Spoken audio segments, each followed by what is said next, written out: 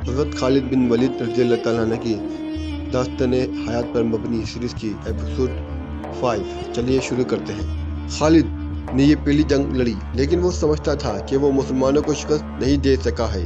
آج 4 برس بعد وہ اس سوچ میں غرق تھا کہ مسلمانوں کی یہ طاقت عام انسانوں کی طاقت نہیں تھی۔ کوئی راز ہے جسے وہ ابھی تک نہیں پا سکا۔ اسے اہل قریش کی کچھ خامیاں یاد آنے لگی، کچھ باتیں اور کچھ اعمال ایسے اچھے نہیں لگ رہے تھے۔ اسے یہودیوں کی وہ 2 بڑی خوبصورت عورتیں بھی یاد آئیں جو اہل قریش کے سواروں میں گھل مل گئی تھی۔ وہ جانتا تھا کہ یہودی اپنے نسوانی حسن کے جادو سے اہل قریش پر چھا جانے کی اور انہیں مسلمانوں کے خلاف استعمال کرنے کی کوشش کر رہے ہیں۔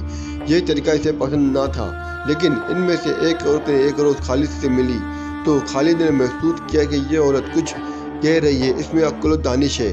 اس عورت کی حسن و جوانی کا اپنا ایک اثر تھا، لیکن طلسم جو اس کی زبان میں تھا، اس کا اثر خالد نے بھی محسوس کیا تھا۔ کچھ دیر تک یہ عورت خالد کے خیالوں پر چھائی رہی۔ اس کا گھوڑا ہی نہایا تو خالد جیسے خواب سے بیدار ہو گیا۔ وہ تیزی سے اٹھا، گھوڑے پر سوار ہوا اور پھر مدینے کے راستے پر ہو لیا۔ ولید کا بیٹا خالد شہزادہ تھا، عیش و عشرت کا بھی دلدار تھا، لیکن فن ہر و ضرب کا جنون ایسا تھا کہ عیش و عشرت کو اس جنون پر حاوی نہیں ہونے دیتا تھا۔ مدینے کی طرف جاتے ہوئے سے وہ حسین و جمیل یہودن یاد آئی جس کا نام یوحنا تھا۔ اس نے اس یہودن کو ذہن سے نکال دیا، لیکن یوحنا رنگ برنگی تتلی بن کر اس کے ذہن میں اڑتی رہی۔ خالد اسے ذہن سے نہ نکال سکا۔ خالد کے ذہن میں اڑتی ہوئی اس تتلی کے رنگ پھیکے پڑنے لگے، پھر تمام رنگ مل کر سرخ ہو گئے، خون جیسے سرخ۔ یہ ایک بھیانک یاد تھی۔ خالد نے اسے ذہن سے اگل دینے کی بہت کوشش کی، لیکن تتلی جو زہریلی بھیڑ بن گئی تھی اس کے ذہن سے نہ نکلی۔ یہ معرکہ احد کے 3-4 ماہ بعد کا ایک واقعہ تھا۔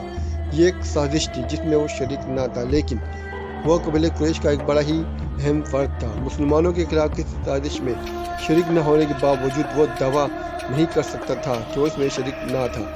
معرکہ احد میں زخمی ہونے والے بعض قریش کے زخم ابھی ٹھیک نہیں ہوئے تھے کہ ایک روز خالد کو خبر ملی کہ مدینے سے 6 مسلمان تیغ اسلام کے لیے رجی کی طرف جا رہے تھے کہ عفان سے تھوڑی دور ایک غیر مسلم قبیلے نے انہیں روک لیا اور ان میں سے 2 کو مکے لایا گیا اور انہیں نیلام کیا جا رہا ہے۔ خالد دوڑتا ہوا وہاں گیا۔ وہ 2 مسلمان حبیب بن ہدی اور زید بن الدشنا تھے۔ خالد دونوں کو جانتا پہچانتا تھا، وہ اسی کے قبیلے کے افراد ہوا کرتے تھے۔ انہوں نے اسلام قبول کر لیا تھا۔ ان میں حب رسول اللہ صلی اللہ علیہ وسلم کا یہ عالم تھا کہ رسول خدا صلی اللہ علیہ وسلم پر جانیں قربان کرنے کو تیار تھے۔ رسول خدا صلی اللہ علیہ وسلم انہیں بہت عزیز رکھتے تھے۔ خالد نے دیکھا کہ انہیں ایک چبوترے پر کھڑا کر دیا گیا تھا اور ادھر ارد گرد اہل قریش کا ہجوم تھا۔ ایک غیر مسلم قبیلے کے 4 افراد ان کے آس پاس کھڑے تھے، دونوں کے ہاتھ رسیوں سے بندھے ہوئے تھے۔ یہ دونوں مسلمان ہیں۔ ایک آدمی چبوترے پہ کھڑا ہو اعلان کر رہا تھا، یہ دونوں احد میں تمہارے خلاف لڑے تھے، ان کے ہاتھوں تمہارے عزیز اور خون کے رشتے دار مارے گئے تھے۔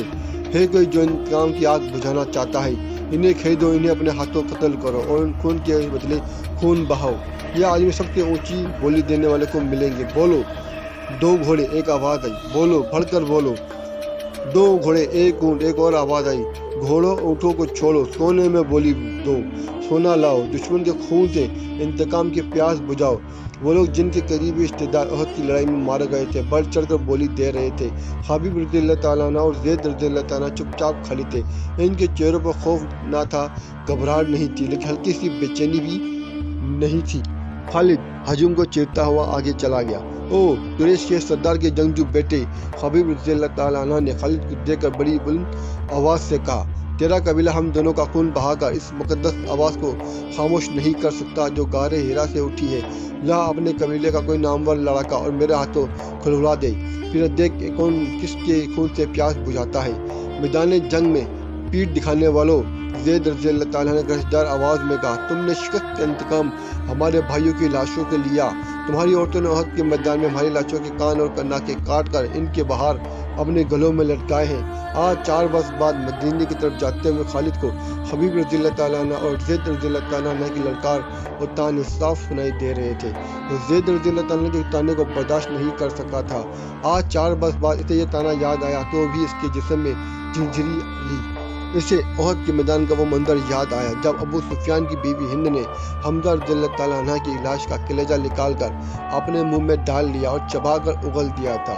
اسی عورت نے اپنے ساتھ کی عورتوں سے کہا تھا کہ وہ مسلمانوں کی لاشوں کے کان اور ناکیں کاٹ لائیں۔ ان عورتوں نے اس کے آگے کانوں اور ناکوں کا ڈھیر لگا دیا تھا۔ ہند نے ان کانوں اور ناکوں کا ہار بنایا اور اپنے گلے میں ڈال لیا تھا اور وہ پاگلوں کی طرح میدان میں گیت گاتی اور ناچتی پھرتی تھی۔ اس منظر کو اس کے خاوند ابو سفیان نے پسند نہیں کیا تھا۔ خالد نے تو نفرت سے منہ پھیر لیا تھا۔ 3-4 ماہ بعد وہ مسلمان جن کے ہاتھ رسول سے بندھے ہوئے تھے اسے تانے دے رہے تھے۔ وہ اچھے طریقے سے انتقام لینے والا آدمی نہیں تھا۔ وہ یہاں سے کھسک آیا اور اہل قریش کے ہجوم میں گم ہو گیا۔ اسے اس قبیلے کا ایک آدمی مل گیا جو ان 2 مسلمانوں کو پکڑ لایا تھا۔ کسی بھی تاریخ میں اس قبیلے کا نام نہیں ہے۔ خالد نے اس جنگجو قبیلے کے اس آدمی سے پوچھا کہ ان 2 مسلمانوں کو کس طرح پکڑا گیا۔ خدا کی قسم، اس آدمی نے کہا، کہو تو ہم ان مسلمانوں کے رسول کو پکڑ لائیں اور نیلامی کے چبوتر پر کھڑا کر دیں۔ تم جو کام نہیں کر سکتے اس کی قسم نہ کھاؤ۔ خالد نے کہا، مجھے بتاؤ کہ ان کو کہاں سے پکڑا گیا ہے۔ یہ 6 تھے۔ اس شخص نے جواب دیا، ہم نے احد میں مارے جانے والوں کا انتقام لیا ہے۔ آئندہ بھی ایسا ہی انتقام لیتے رہیں گے۔ ہمارے قبیلے کے کچھ آدمی مدینے میں محمد صلی اللہ علیہ وسلم کے پاس گئے اور کہا کہ وہ اسلام قبول کرنے آئے ہیں۔ انہوں نے یہ بھی کہا کہ ان کا پورا قبیلہ اسلام قبول کرنے کا ارادہ کر چکا ہے، لیکن پورا قبیلہ مدینہ نہیں آ سکتا۔ ہمارے ان آدمیوں نے محمد صلی اللہ علیہ وسلم سے کہا کہ ان کے ساتھ چند ایک مسلمانوں کو ان کے قبیلے میں بھیجا جائے جو پورے قبیلے کو مسلمان کرے اور پھر قبیلے کو مذہبی تعلیم دینے کے لیے کچھ عرصے وہیں رہیں۔ ہمارے یہ آدمی جب واپس آئے تو ان کے ساتھ 6 مسلمان تھے۔ ادھر ہمارے سردار شارجہ بن مغیث نے 100 آدمیوں کو جیت کے مقام پر بھیج دیا۔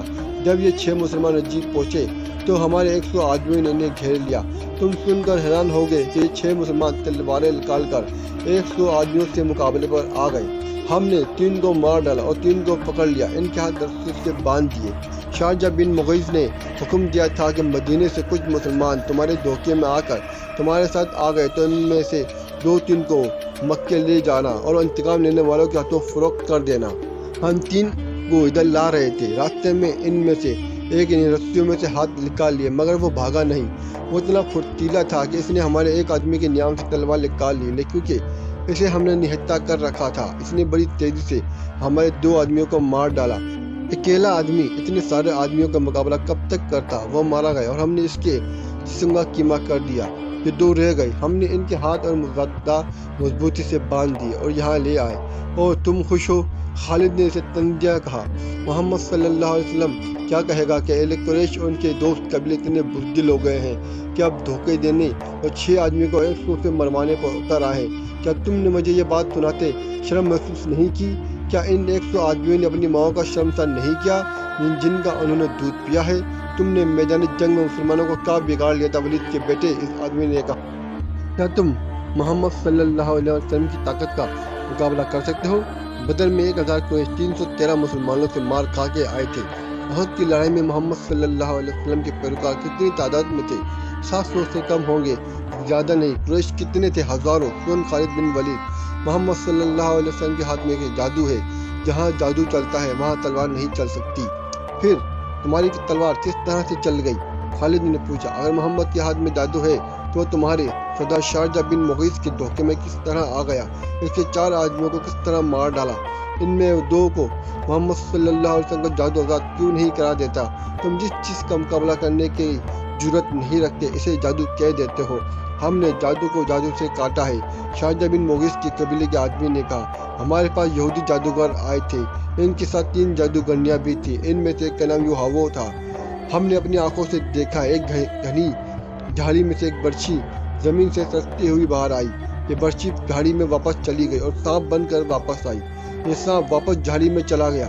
مدینے کی طرف جاتے ہوئے سے یہ واقعہ یاد آ رہا تھا۔ وہ اسے یاد نہیں کرنا چاہتا تھا، لیکن زہریلی بھیڑوں کی طرح یہ یاد اس کے سر پر بنبناتی رہی۔ اسے یوہاو یاد آئی، وہ جادوگرنی تھی یا نہیں۔ اس کی حسن میں، جسم کی ساکھ، مسکراہٹ اور بولنے کے انداز میں جادو تھا۔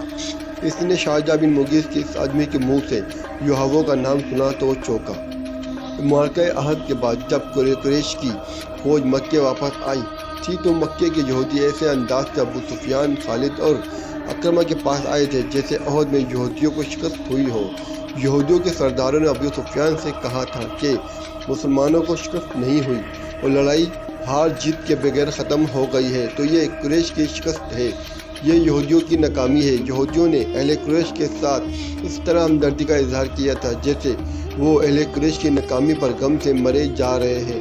انہی دنوں خالد نے پہلی بار یوحوا کو دیکھا تھا۔ وہ اپنے گھوڑے کی ٹلائی کے لیے آبادی سے باہر نکل گیا تھا۔ جب وہ واپس آ رہا تھا تو راستے میں سے یوحوا مل گئی۔ یوحوا کی مسکراہٹ نے اسے روک دیا۔ میں تسلیم نہیں کر سکتی، ولید کا بیٹا جنگ سے ناکام لوٹ آیا ہے، یوحوا نے کہا اور خالد کے گھوڑے کی گردن پر ہاتھ پھیرنے لگی اور بولی، مجھے اس گھوڑے سے پیار ہے جو مسلمانوں کے خلاف لڑنے گیا۔ خالد گھوڑے سے یوں اتر آیا جیسے یوحوا کے جادو نے اسے گھوڑے سے زمین پر کھڑا کر دیا ہو۔ اس سے بڑی ناکامی اور کیا ہوگی کہ تم مسلمانوں کو شکست نہیں دے سکے۔ یوحوا نے کہا، تمہاری شکست ہماری شکست ہے، اب ہم تمہارا ساتھ دیں گے، لیکن تمہارے ساتھ ہوتے ہوئے بھی تم ہمیں اپنے ساتھ نہیں دیکھ سکو گے۔ خالد نے یوں محسوس کیا جیسے اس کی زبان بند ہو گئی ہو۔ تلواروں، برچھیوں اور تیروں کی بوچھاڑ کا مقابلہ کرنے والا خالد یوحوا کی مسکراہٹ کا مقابلہ نہیں کر سکا۔ اگر یہودی ہمارا ساتھ نہیں ہوں گے تو ہمارے کس کام آ سکیں گے؟ خالد نے پوچھا، کیا تم سمجھتے ہو کہ یہ صرف تیر ہی انسان کے جسم سے پار ہو جاتا ہے؟ یوحوا نے کہا، اور اس کا تبسم تو جیسے دلیر اور جریم مردوں کے ہاتھوں سے تلوار گرا سکتا ہے۔ خالد اس سے کچھ پوچھنا چاہتا تھا لیکن کچھ پوچھ نہ سکا۔ یوحوا نے اس کی آنکھوں میں آنکھیں ڈالی اور پھولوں کی پنکھڑیوں جیسے ہونٹوں پر تبسم آ گیا۔ یوحوا آگے چل پڑی۔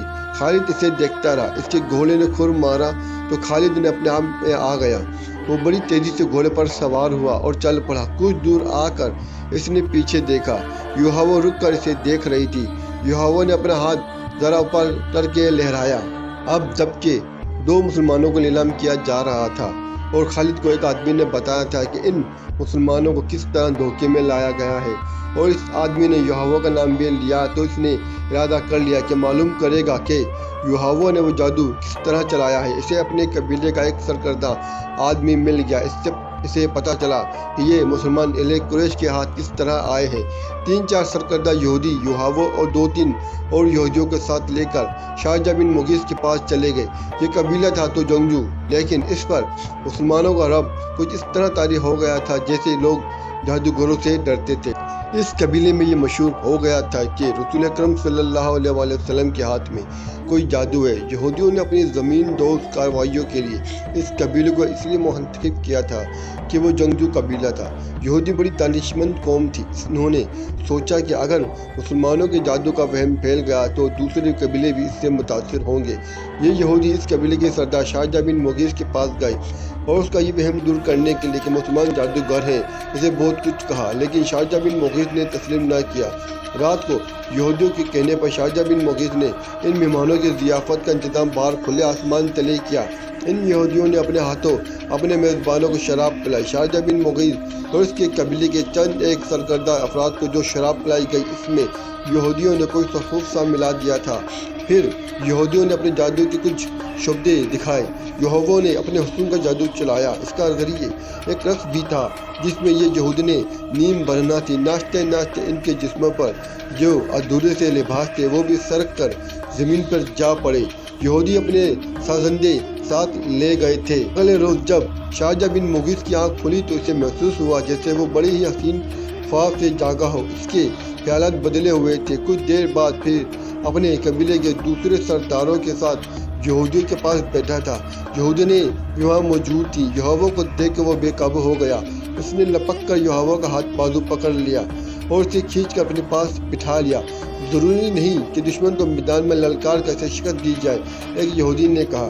ہم مسلمانوں کو دوسرے طریقوں سے بھی ختم کر سکتے ہیں۔ اس کا ایک طریقہ ہم تمہیں بتاتے ہیں۔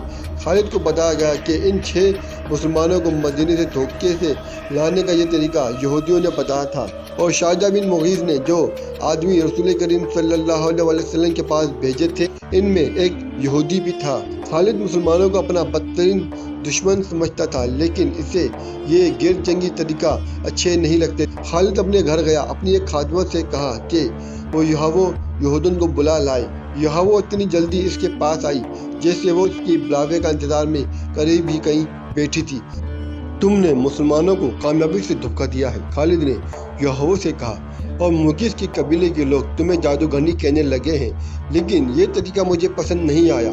मेरी बात गौर से सुनो खालिद, तुम अपने कबीले के नामवर जंगजू हो, लेकिन तुम में अक्ल की कमी है। दुश्मन को मारना है तलवार से मारो और इसे तीखी नजरों से हलाक कर दो। तीर और तलवार चलाए बगैर दुश्मन का कोई मुझ जैसी औरत ही मार सकती है। आज 4 बरस बाद वो जब सहरा में तन्हा जा रहा था तो यहोवा की बातें इसे याद आ रही थी। इस हद तक वो खुश था कि यहूदी इनके साथ थे, लेकिन इसे यह भी मालूम था कि यहूदियों की दोस्ती में जहाँ मुसलमानों की दुश्मनी है वहाँ इनके अपने वफादात भी हैं। अलबत्ता इसने ये तस्लीम कर लिया था कि यहोवा अगर जादूगरनी नहीं तो इसके सरापा में जादू का कोई असर जरूर था। खालिद का घोड़ा मदीने की तरफ जा रहा था। इसके जहन में फिर हबीब रज़ियल्लाहु तआला बिन आदी और हज़रत ज़ैद रज़ियल्लाहु तआला बिन अल-दशना आ गए। लोग इनकी बोलियां बढ़ बढ़ कर दे रहे थे। आखिर सौदा हो गया और कुरैश के 2 आदमियों ने इन्हें बहुत से सोने के और खरीद लिया। ये दोनों आदमी इन दोनों सहाबियों को अबू सुफियान के पास ले गए।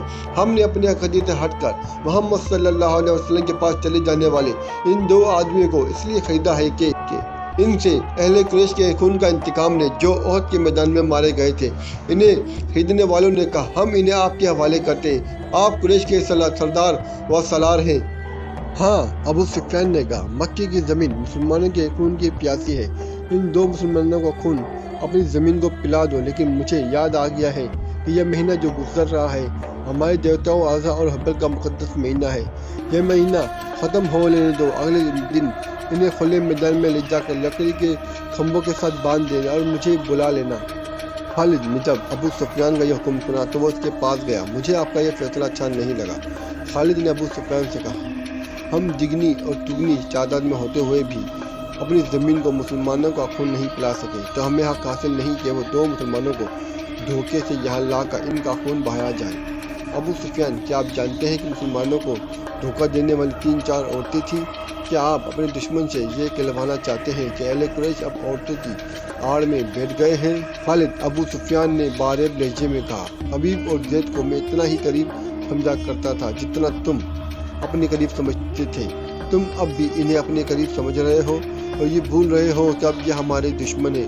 अगर तुम इन्हें आज़ाद कराना चाहते हो तो लाओ इससे दुगना सोना ले आओ और इन दोनों को ले जाओ। नहीं, पर्दे के पीछे से गरजदार औरत की आवाज़ आई। ये अबू सुफियान की बीवी हिंद की आवाज़ थी। इसने गुस्से से लरजती हुई आवाज़ में कहा, हमजा का कलेजा चबाकर भी मेरे सीने में इंतकाम की आग सर्द नहीं हुई है। अगर सारी दुनिया का सोना भी मेरे आगे ला कर रखो तो भी मैं इन 2 मुसलमानों को आज़ाद नहीं करूंगी। अबू सुफियान, खालिद ने कहा, अगर मेरी बीवी मेरी बात के दरमियान यूँ बोलती तो मैं इसकी ज़ुबान खींच लेता। तुम अपनी बीवी की ज़ुबान खींच सकते हो। हिंद की आवाज़ आई, तुम्हारा बाप नहीं मारा गया था, तुम्हारा कोई बेटा नहीं मारा गया और तुम्हारा चाचा भी नहीं मारा गया। एक भाई कैद हुआ था और तुम मुसलमानों के पास जाकर मुंह मांगा फिद्या देकर अपने भाई को छुड़ा लाए। आग जो मेरे सीने में जल रही है, तुम इसकी तपिश से ना आशना हो। खालिद ने अबू सुफियान की तरफ देखा। अबू सुफियान के चेहरे पर जहाँ मर्दाना जाहो जलाल और एक जंगजू सरदार का तासुब था, वहाँ एक खामिन की बेबसी की झलक भी थी। हाँ खालिद, अबू सुफियान ने कहा, जिसके दिल पर चोट पड़ती है इसके ख्यालात तुमसे बहुत मुख्तलिफ होते हैं। किसी को अपना दुश्मन कहना कुछ और बात है, लेकिन अपने दुश्मन को अपने किसी अजीज का खून बख्शना देना बड़ी ही नामुमकिन बात है। तुम किस किस को कायल करोगे कि वो इन 2 मुसलमानों की जान बख्शी कर दे? तुम जाओ खालिद, इन 2 मुसलमानों को अपने कबीले के रहम करम पर छोड़ दो। खालिद खामोशी से वापस चला गया। फिर खालिद को वो भयानक मंजर याद आया जब बाहर मैदान में लकड़ी के 2 खंभों के साथ हबीब रज़ियल्लाहु तआला अन्हु और हज़रत ज़ैद रज़ियल्लाहु तआला अन्हु बंदे खड़े थे। तमाशाइयों का चीखता चिल्लाता हजूम इकट्ठा हो गया था। इधर से अबू सुफियान और हिंद घोड़ों पर सवार हजूम में दाखिल हुए। हजूम के नारे और इंतकामी नारे पहले से ज़्यादा बुलंद हो गए। अगर इस हजूम में कोई खामोश था तो सिर्फ खालिद था। अबू सुफियान घोड़े पर सवार दोनों कैदियों के करीब गया और दोनों से कहा कि वो जिंदगी की आखिरी नमाज पढ़ना चाहते हैं। अबू सुफियान ने इन्हें इजाज़त दे दी। खालिद अब मदीने की तरफ जा रहा था। इसे जब वो मंजर याद आया कि दोनों कैदियों के हाथ खोल दिए गए और वो किबला रू होकर नमाज पढ़ने लगे। खालिद पर इस वक्त जो असर हुआ था वो अब 4 बरस बाद इसकी ज़ात से उभर आया। घोड़ी की पीठ पर बैठे बैठे खालिद का सर झुक गया।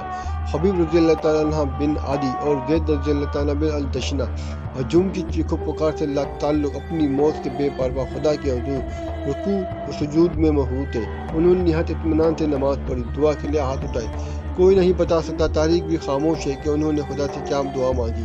उन्होंने खुदा से ये नहीं कहा होगा कि दुश्मन इन्हें आज़ाद कर दे। वो उठे और खुद ही लकड़ी के खंभों के साथ पीठे लगाकर खड़े हो गए। ओह बदकिस्मत इंसानों, बिन सुफियान ने बड़ी बुलंद आवाज़ से हबीब रज़ी अल्लाह तआला अन्हा और हज़रत ज़ैद रज़ी अल्लाह तआला अन्हा से कहा। ओह बदकिस्मत इंसानों, अबू सुफियान ने बड़ी बुलंद आवाज़ से हबीब रज़ी अल्लाह तआला अन्हा और हज़रत ज़ैद रज़ी अल्लाह तआला अन्हा से कहा, तुम्हारी किस्मत और ज़िंदगी मेरे हाथ में है। अपनी ज़ुबानों से कह दो कि हम इस्लाम को तर्क करते हैं और अब हम अहले कुरैश में से हैं और 300 साल बुतों को बरहक मानते हैं। ये ऐलान कर दो और अपनी ज़िंदगी मुझसे वापस लो, अगर नहीं तो मौत को गले लगाओ। ये भी सोच लो कि तुम्हारी मौत सहल नहीं होगी। एक बातिल के पुजारी अबू सुफियान, ज़ैद रज़ी अल्लाह तआला अन्हु की आवाज़ गरजी, हम लानत भेजते हैं पत्थर के इन बुतों पर जो अपने ऊपर बैठी हुई मक्खी को भी नहीं उड़ा सकते। हम लानत भेजते हैं उज़्ज़ा और हेबल पर जो तुम्हें अगले जहान दोज़ख की आग में फेंकेंगे। हम पुजारी हैं एक अल्लाह के जो रहमान और रहीम है, और हम आशिक मोहम्मद सल्लल्लाहु अलैहि वसल्लम के जो अल्लाह के रसूल हैं। मेरा रास्ता वही है जो ज़ैद ने तुम्हें दिखा दिया है। हबीब रज़ी अल्लाह तआला अन्हु ने बुलंद आवाज़ से कहा, ए अहले मक्का, सच्चा वही है जिसके नाम पर हम कुर्बान हो रहे हैं। हमें नई ज़िंदगी मिलेगी जो इस ज़िंदगी से बहुत ज़्यादा हसी और मुक़द्दस होगी। बांध दो इन्हें इन खंभों के साथ। अबू सुफियान ने हुक्म दिया। ये मौत का जायका चखने के मुश्ताक हैं। दोनों के हाथ पीछे करके खंभों के साथ जकड़ दिए गए। अबू सुफियान ने घोड़ा मोड़ा और हजूम की तरफ गया। आज़ा और हिब्बल की कसम, अबू सुफियान ने बुलंद आवाज़ से हजूम से कहा, मैंने अपने कबीले में कोई भी ऐसा नहीं देखा जो अपने सरदार पर इस मोहब्बत और एसार से जान कुर्बान करने के लिए तैयार हो जिस तरह मोहम्मद सल्लल्लाहु अलैहि वसल्लम के पैरोकार इसके नाम पर फिदा होते हैं। हिंद अपने घोड़े पर सवार कुछ दूर खड़ी थी। इसके करीब इसके चंद एक गुलाम खड़े थे। एक गुलाम ने अपने आकाओं को खुश करने के लिए जोश का ऐसा मुजाहरा किया कि बर्छी तान कर दोनों कैदियों की तरफ किसी के हुक्म के बगैर बड़ी तेजी से दौड़ा और खंबे से बंधे ज़ैद रज़ी अल्लाह तआला अन्हु के सीने पर बर्छी का इतना जोरदार वार किया कि बर्छी की ऐनी ज़ैद की पीठ से बाहर निकल गई। ज़ैद रज़ी अल्लाह तआला बिन अल-दशना फौरन शहीद हो गए। गुलाम ने सीना तान कर हजूम की तरफ हाजत तहसीन की तवक्का पर देखा, लेकिन हजूम कुछ और ही किस्म का शोर बुलंद करने लगा। तमाशाई कहते थे कि यह कोई तमाशा नहीं हुआ, ये मुसलमान इतनी सहल मौत के काबिल नहीं, हमें कोई तमाशा दिखाओ। कत्ल कर दो इस गुलाम को जिसने एक मुसलमान पर इतना रहम किया है। कैसे इतनी जल्दी मार डाला, इन्होंने दबील आवाज में कहा। कई आदमी तलवारें और बर्छियां लहराते इस गुलाम की तरफ दौड़े, लेकिन बहुत से आदमी दौड़कर इन आदमी और गुलाम के दरमियान आ गए। खबरदार, पीछे खड़े रहो, एक आदमी ने जो घोड़े पर सवार था ललकार कर कहा। अरबी खून इतना बुज़दिल नहीं कि दो आदमियों को बांधकर मारने के लिए कुरैश का पूरा कबीला इकट्ठा हो गया है। खुदा की कसम, अबू सुफियान की जगह अगर मैं होता तो इन दो आदमियों को आज़ाद कर देता। यह हमारा खून है और यह हमारे मेहमान है, हम इनसे मैदान जंग में लड़ेंगे। यह खालिद था, ये ठीक कहता है। हजूम में से कई आवाज़ें सुनाई दी। दुश्मन को बांधकर मारना अरब की रिवायत के खिलाफ है। तमाशाइयों के हजूम में से बेशुमार आवाज़ें ऐसी सुनाई दे रही थी जो कहती थी कि हम तमाशा देखेंगे, हम दुश्मन को इस तरह मारेंगे कि वो मर मर के जिए। थोड़ी देर बाद तमाशाइयों का हजूम दो हिस्सों में बढ़ गया कि एक गिरोह हबीब रज़ी अल्लाह तआला अन्हु के कत्ल के खिलाफ था, ऐसे वो अरब की रवायती बहादुरी के मुनाफी समझता था, और दूसरा गिरोह हबीब रज़ी अल्लाह तआला अन्हु को तरपा तरपा कर मारने के हक में नारे लगा रहा था। खालिद ने जब अहले मक्का को और दूर दूर से आए हुए तमाशाइयों को इस तरह एक दूसरे के खिलाफ नारे लगाते दिखा तो दौड़ता हुआ अबू सुफियान तक गया। देख लिया अबू सुफियान, खालिद ने कहा, देख ले यहाँ मेरे कितने हामी हैं। एक को मार दिया है, दूसरों को छोड़ दे, वरना अहले कुरैश आपस में टकरा जाएंगे। हिंद ने खालिद को अबू सुफियान के पास खड़े देखा तो वो समझ गई कि खालिद भी हबीब रज़ी अल्लाह तआला अन्हु की रिहाई का हामी है। हिंद ने घोड़े को एड़ लगाई और इन दोनों के पास जा पहुंची। खालिद, हिंद ने सख्त फिक्री हुई आवाज़ में कहा, मैं जानती हूँ तुम क्या चाहते हो। क्या तुम अबू सुफियान को अपना सरदार नहीं मानते? अगर नहीं तो यहाँ से चले जाओ, मैंने जो सोचा है वो होकर रहेगा। खालिद, अबू सुफियान ने कहा, अगर तुम समझते हो कि मेरा हुक्म और मेरे इरादे सही नहीं है तो भी मुझे इन पर अमल करने दो। अगर मैंने अपना हुक्म वापस ले लिया तो ये मेरी कमजोरी होगी, फिर लोग मेरे हर हुक्म पर यह तवक्का रखेंगे कि मैं अपना हुक्म वापस ले आऊँ। خالد کو آج مدینے کے راستے میں یاد آ رہا تھا اور اسے افسوس ہو رہا تھا کہ اس نے ابو سفیان کا حکم مان لیا تھا۔ خالد کی خوبیوں میں سب سے بڑی خوبی نظم و نسق اور اپنے سردار کی اطاعت تھی۔ اس نے اپنے سینے پر پتھر رکھ کر صرف اس لیے ابو سفیان کا حکم مان لیا تھا کہ اہل قریش میں حکم اور دوری کی روایت قائم نہ ہو۔ اے اہل مکہ، ابو سفیان نے دو گروہوں میں بٹے ہوئے تماشائیوں سے بلند آواز میں کہا، اگر آج یہاں دو مسلمانوں کے قتل پر ہم یوں بڑھ گئے تو ہم میدان جنگ میں کبھی بھی کسی نہ کسی مسئلے پر بڑھ جائیں گے اور فتح تمہارے دشمن کی ہوگی۔ اگر اپنے سردار کے اطاعت سے یوں انحراف کرو گے تو تمہارا انجام بہت برا ہوگا۔ ہجوم کا شور و گو کم ہو گیا، لیکن خالد نے دیکھا کہ اہل مکہ کے کئی ایک سردار چہروں پر نفرت کے آثار لیے واپس گھروں کو جا رہے تھے۔ انہیں دیکھ کر بہت سے لوگ بھی جو تماشا دیکھنے آئے تھے واپس چلے گئے۔ خالد وہاں نہیں رکنا چاہتا تھا، لیکن وہ خطرہ محسوس کر رہا تھا کہ دونوں گروہ آپس میں ٹکرا جائیں گے۔ اس کے اپنے قبیلے کے زیادہ تر لوگ تماشائیوں میں موجود تھے۔ وہ کم از کم اپنے قبیلے کو اپنے قابو میں رکھ سکتا تھا۔ ہند نے تماشے کا پورا انتظام کر رکھا تھا۔ اس کے اشارے پر 40 کم سن لڑکے جن کے ہاتھوں میں برچیاں تھیں دوڑتے اور چیختے چلاتے ہوئے تماشوں سے نکلے اور خبیب رضی اللہ تعالیٰ عنہ کے ارد گرد ناچنے اور چیخنے چلانے لگے۔ 2-4 لڑکے برچیاں تانے ہوئے خبیب رضی اللہ تعالیٰ عنہ تک جاتے اور دوڑ کر خبیب رضی اللہ تعالیٰ عنہ پر وار کرتے تھے، لیکن خبیب رضی اللہ تعالیٰ عنہ کو تکلیف پہنچائے بغیر ہاتھ روک لیتے۔ خبیب رضی اللہ تعالیٰ عنہ بھٹکتے اور نعرہ لگاتے تھے، میرا خدا سچا ہے اور محمد صلی اللہ علیہ وسلم خدا کے رسول ہیں۔ چند اور لڑکے اس طرح برچیاں تان کر ان پر حملہ بولتے جیسے خبیب رضی اللہ تعالیٰ عنہ کے جسم کو چھلنی کر دیں گے، لیکن وار کر کے وار روک لیتے۔ خبیب رضی اللہ تعالیٰ عنہ کے بھٹکنے پر تماشائیوں کا ہجوم داؤد و تحسین کے نعرے اور کہکہے لگا تھا۔ لڑکوں کا یہ کھیل کچھ دیر جاری رہا۔ اس کے بعد لڑکوں نے یہ طریقہ اختیار کیا کہ برچی کا وار بڑی زور سے کرتے، لیکن خبیب رضی اللہ تعالیٰ عنہ کے جسم پر اتنا سا وار لگتا کہ برچیوں کی اینیاں کھال میں ذرا سے اتر کر پیچھے جاتی۔ بہت دیر تک یہی کھیل چلتا رہا۔ تماشائی داؤد و تحسین کے نعرے اور خبیب رضی اللہ تعالیٰ عنہ اللہ اکبر محمد رسول اللہ صلی اللہ علیہ وسلم کے نعرے بلند کرتے رہے۔ خبیب رضی اللہ تعالیٰ عنہ کے کپڑے خون سے لال ہو چکے تھے۔ ابو جہل کا بیٹا اکرمہ ہاتھ میں برچے لیے ان لڑکوں کے پاس جا پہنچا اور انہیں ہدایت جاری کرنے لگا، لڑکے اب اپنی برچیاں خبیب رضی اللہ تعالیٰ عنہ کے جسم میں چبو رہے تھے۔ وہ گول دائرے میں گھومتے اور ناچتے تھے۔ خبیب رضی اللہ تعالیٰ عنہ کے جسم کا کوئی بھی حصہ ایسا نہ رہا جہاں پر برچی نہ چبھی ہو اور وہاں سے خون نہ ٹپک رہا ہو۔ ان کے چہرے پر بھی برچیاں ماری گئیں۔ جب بہت دیر گزر گئی اور لڑکے ناچ ناچ کر اور برچے چبو چبو کر تھک گئے تو اکرمہ نے لڑکوں کو وہاں سے ہٹا دیا۔ خبیب رضی اللہ تعالیٰ عنہ خون میں نہائے ہوئے تھے اور وہ ابھی زندہ تھے اور ہر طرف دیکھ رہے تھے۔ ان کے نعروں میں کمی نہیں آئی تھی۔ اکرمہ ان کے سامنے کھڑا ہو گیا اور برچی تان کر خبیب رضی اللہ تعالیٰ عنہ کے سینے میں اتنی زور سے ماری کہ فاصلہ کم ہونے کی وجہ سے برچی خبیب رضی اللہ تعالیٰ کے جسم سے پار ہو گئی۔ خبیب رضی اللہ تعالیٰ عنہ شہید ہو گئے۔ ان کی لاشیں یہیں بندھی رہنے دو، ان کی گرجدار آواز سنائی دی۔ اب کئی دن ان کی لاشوں کے رلنے سڑنے کا تماشا دیکھتے رہو۔ یہ واقعہ جولائی 625 عیسوی کا تھا جو خالد کو یاد آ رہا تھا۔ اس نے اپنے دل میں درد کی ٹیس محسوس کی۔ خبیب رضی اللہ تعالیٰ عنہ اور زید رضی اللہ تعالیٰ عنہ کے قتل نے قریش کے سرداروں میں اختلاف کا بیج بو دیا تھا۔ جس طرح ان دو مسلمانوں نے آخری وقت نماز پڑھی اور اسلام سے نکل آنے پر موت کو ترجیح دی تھی، اس نے قریش کے کئی سرداروں پر گہرا اثر چھوڑا تھا۔ خالد نے اگر اسلام کے نہیں تو خبیب رضی اللہ تعالیٰ عنہ اور زید رضی اللہ تعالیٰ عنہ کی دل ہی دل میں بہت تعریف کی تھی۔